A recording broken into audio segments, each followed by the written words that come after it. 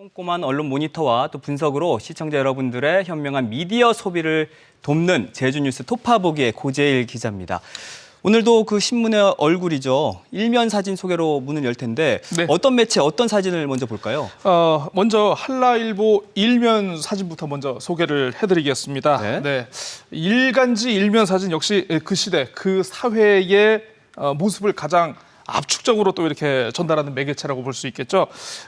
지금 시즌이 이제 바야흐로 귤림 추색. 네. 가을이 왔습니다. 감귤 수확의 시즌 아니겠습니까? 한라일보가 지난 12일자 일면 사진에 제주시 조천읍 북촌리의 이 감귤 수확 현장 담았습니다. 이게 극조생 감귤 수확이 시작이 됐는데요. 네. 지금 저 보시는 것처럼 이 초록색과 그리고 이 주황색이 교차하는 이 감귤원 속에서 이제 알록달록 작업복을 입으신 농민 두 분이 지금 이제 전정가위로 열심히 이제 감귤을 따내는 모습 이렇게 보실 수 있겠습니다. 그러니까 해마다 반복되는 제주에 어떻게 보면 굉장히 정겨운 모습, 지금 풍경이잖아요. 또 가을에 그렇죠. 볼 아주 수 있는. 익숙한 모습이라고 할 수 있겠죠. 네, 그런가 하면 이제 뉴제주일보 15일자 일면 사진도 한번 주목해 볼 만합니다. 서귀포시 대정읍의 대정읍 상무리의 한 무밭을 찾아갔더라고요. 그래서 보니까 지금 사진을 이제 보시면 알겠지만요, 이제 스프링클러를 가동해서 지금 이렇게 물을 뿌리고 있는 모습 확인하실 수 있는데요. 네네. 농민분의 좀 뒷모습 왠지 좀 무거워 보이지 않습니까? 그러니까요. 네. 지금 이제 다들 아시겠습니다만 이제 제주 서부 지역에 지금 가을 가뭄 현상이 나타나고 있습니다. 그래서 상당히 이제 월동 채소 이제 파종이나 이제 생육과 관련해 가지고 좀 저하가 우려된다라고 이렇게 전하고 있는데 많은 농민들이 좀 약간 좀 고민이 많으신 것 같습니다. 그 앞에 봤던 사진은 수확의 기쁨을 엿볼 수 있는 사진이었다면 네, 그렇죠. 두 번째로 본 사진은 안타까운 정말 농민의 타들어가는 그런 농심이죠. 마음을 엿볼 예, 수 있는 그렇습니다. 사진이었는데 아무쪼록 이 농민들 모두가 웃을 수 있는 그런 시간이 찾아오길 기대해 보겠습니다. 자, 요즘 시기에 계절의 변화를 느끼시는 분들이 많을 것 같아요. 저 역시도 오늘 아침에 보니까 되게 춥더라고요. 보일러를 안 트시나 봐요. 요즘은 지금 벌써 틀진 않죠. 역시 젊으시네요. 네, 그렇습니다. 저 같은 경우에는요, 아침 새순물의 온도로 이렇게 계절의 변화를 좀 느낍니다.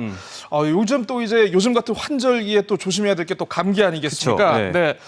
재민일보를 한번 살펴보죠. 네. 무료 독감 예방 접종이 시작된 제주 한라병원을 찾았더라고요. 이게 지난 14일자 일면 사진인데요. 이때도 이제 많은 도민들 가셨지만은 특히 지난 주말에는 또 이제 이 무료 예방 접종을 위해서 한꺼번에 많은 도민들이 좀 몰리시면서 도내 병 의원들이 좀 많이 혼잡을 빚었다라고 합니다. 다행히 이제 내일부터는 이제 좀 오부제로 이제 접종이 이루어질 예정이라고 하니까 혼잡도 좀 덜 하실 거고요.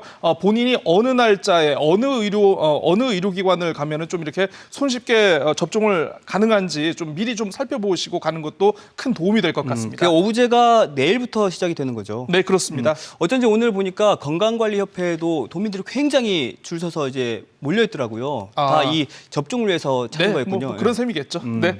자, 그런가 하면 이 가을이면은 또 이제 빼놓을 수 없는 제주의 이 경치, 눈호강이 또 이제 바로 은빛 물결이 장관을 이루는 또 자연 아니겠습니까?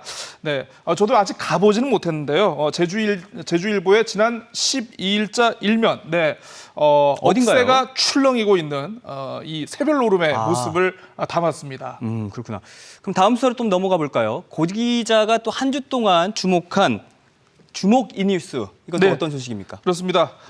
한 주 동안 뉴스만 보고 뉴스만 만들고 뉴스만 평가하면서 살고 있습니다.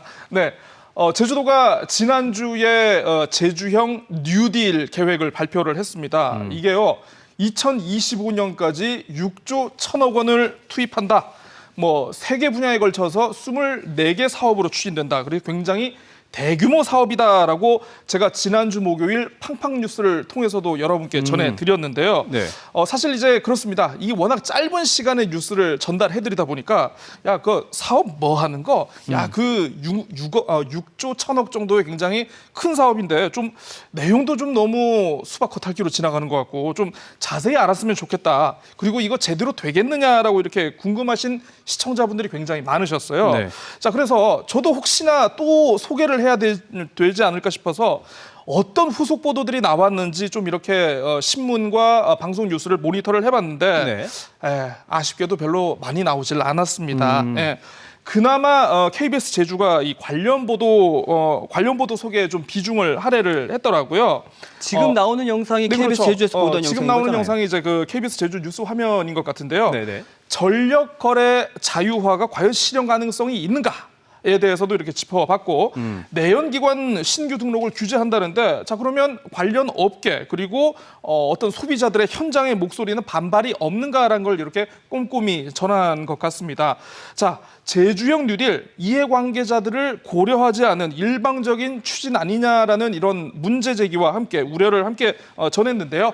법 개정 그리고 데이터 자치권 확보 등 다양한 주변 상황에 대한 면밀한 준비가 필요하다라고 이렇게 뉴스가 진단을 했습니다. 네, 이번 제주형 뉴딜도 그렇고 지난번에 그 블록체인 특구처럼 네. 그 도민들이 쉽게 이해할 수 없는 뉴스들이 그냥 액면 그대로 전달되는 측면이 있더라고요. 맞습니다. 네. 전문가들은 뭐 제주형 뉴딜, 그래, 블록체인 특구, 이해를 할 수 있는데 뭐 저희 같은 일반 도민들은 이게 사실 공부하지 않으면 굉장히 좀 어렵잖아요. 이해하기 어려운 거거든요. 네.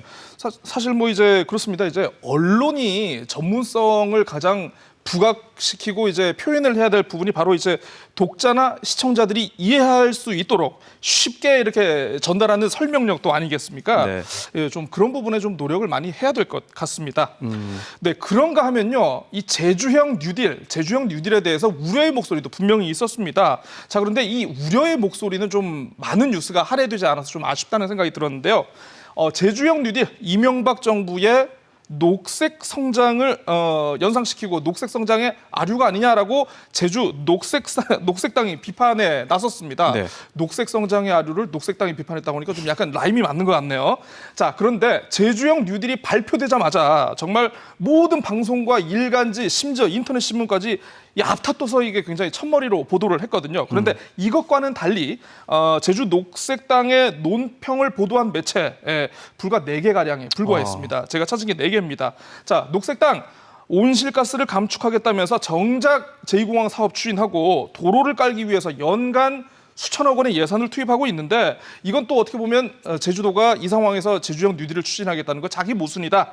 네, 시민들의 참여와 합의를 통해서 제주형 뉴딜을 만들어가야 한다라고 이렇게 강력하게 촉구했습니다. 네, 앞서 말씀드렸지만 도민들의 알 권리를 위해서 지역 언론이 좀 더 노력을 해주셔야 될 것 같고 또 뉴스의 깊이와 더불어서 다양한 목소리의 그 균형 있는 보도를 짚어주셨습니다. 그럼 다음 순서로 기사의 탄생 또 가져오셨는데 많은 도민들이 놀란 사건에 대해서 또 문제 제기를 하시겠다면서요? 네, 그렇습니다. 아마 뭐 한승훈 아나운서께서도 뉴스를 전하시면서 접하셨을 거고 그리고 이 방송 보시는 시청자 여러분들도 아마 많이 보셨을 겁니다. 엊그제 안타까운 뉴스가 하나 나왔죠. 네, 그 갓 태어난 자신의 아기를 이제 뭐 판매하겠다라면서 이렇게 중고품 거래 어플리케이션에 올린 미혼모의 사연. 이게 여러 매체를 통해서 보도를 했습니다. 오늘 저희가 이 코너에서 그 내용을 자세히 얘기하고 싶은 건 아니고요. 그 사실 다행인 게 그나마 이게 실제 판매로는 이어지지 않았다는 거. 어떻게 보면 이 미혼모분의 어떤 답답함, 어떻게 기댈 수 없는 현실에 이렇게 이기지 못한 어떤 좀 일탈적인 행위였던 것 같은데요. 해당 게시물과 뉴스를 접하면서 굉장히 많은 분들이 좀 분노를 하셨던 것 같습니다. 자, 하지만 몇몇 언론 좀 약간 의도적으로 좀 기사 제목을 좀 키운 흔적 좀 찾을 수 있었는데요. 몇 가지 골라봤습니다. 네. 아기 20만 원 입양, 온라인 마켓 게시글 충격, 아이 엄마는 왜? 네, 인터넷 중고 물품 앱에서 아이 20만 원 거래글 발칵. 네. 세상이 왜 이래? 중고장터에 갓난아기 20만 원 매물로 나왔다. 세상이 왜 이래 하는 거 보니까 조금 있으면 테스 형을 찾을 것 같습니다. 이 기사는. 네, 이런 것들이 있었습니다. 충격, 발칵 이런 단어들을 사용하면서 결과적으로 안타까운 사건인데 이걸 굉장히 충격적인 이슈로 둔갑하는 그런 결과를 낳은 게 아닌가 싶더라고요. 네. 근데 저도 기사를 보면서 왜 이렇게 제목을 좀 위험하게 자극적이게 뽑았을까 의심이 되더라고요. 아무래도 좀 기사에 좀 그런 자극적인 단어들이 포함이 돼야 아무래도 뉴스를 좀 선택받을 가능성이 좀 높기 때문이겠죠. 낚시군요, 낚시. 그렇죠. 네, 네. 그렇습니다. 사실 이제 이게 워낙 이슈가 있는 사안이다 보니까 해당 기사가 동시에 수십 개가 출고가 됐습니다. 그러면 사실 뉴스 소비자들의 선택을 받기 위해서 가장 승부를 띄울 수밖에 없는 게 통상적으로 이게 기사 제목인데요. 네. 이렇게 말씀하신 대로 자극적인 제목으로 독자를 유인해서 클릭하게 만드는 거, 이걸 뭐 낚시성 기사라고 합니다. 물론 아까도 말씀드렸습니다. 아기 엄마가 물론 순간적으로 잘못된 판단을 하셨어요. 그런데 이게 그가 모든 비난을 받아야 하는 것인가? 왜 우리 사회는 이들을 위한 좀 더 안전장치를 지금까지 마련하지 못했고, 이에 대한 좀 취재, 이에 대한 비판이 왜 언론은 하지 못했는가에 대해서는 좀 고민을 해봐야 될 것 같고요. 앞으로도 아기와 엄마가 좀 새로운 삶을 살아갈 수 있도록 희망과 대안을 제시하는 그런 기사가 좀 더 많아지길 기대하는 차원에서 이번 기사의 탄생으로 이 이슈를 가져와 봤습니다. 네, 미혼모는 또 다른 사회 약자 아니겠습니까? 그렇죠. 네, 언론의 이 무분별한 취재로 인해서 정말 2차 피해, 이 모자가 또 2차 피해가 없도록 그 보도에 각별히 유념했으면 좋겠습니다. 자, 오늘도 꼼꼼한 분석으로 기사의 맥락과 또 논점까지 잘 짚어주셨는데요. 다음 주도 기대해 보겠습니다. 오늘 소식 고맙습니다. 네, 감사합니다. 네.